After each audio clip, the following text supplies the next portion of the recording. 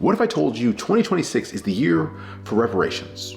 Just not for you. If you weren't paying attention, it'd be easy to miss the fact that billions of your tax dollars are being redistributed, and all of it with little news coverage. Last year, $215 billion worth of taxes and tariffs were slapped onto almost every product entering the US. Things like refrigerators, car parts, laundry detergent, medicine, and food. This fiscal policy resulted in the average American paying 7% more for everyday item. But all of this changed in February. The Supreme Court demanded that the Trump administration pay restitution, or some might say reparations, for those unlawful taxes.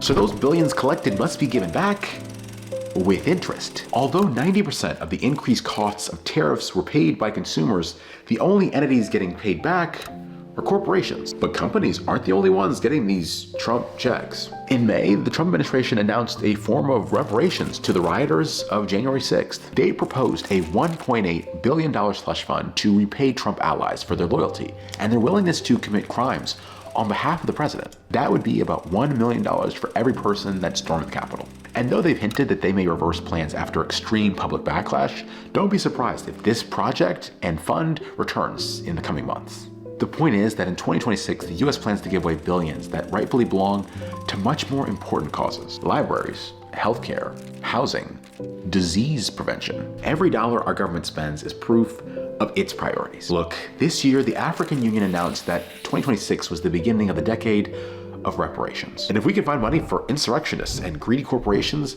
I believe the ancestors of the enslaved have a much easier case to make. Because this country's always come up with the money and methods to repay folks when it believes it's done something wrong. Now, it's the time to just do that in the same spirit of enslavement.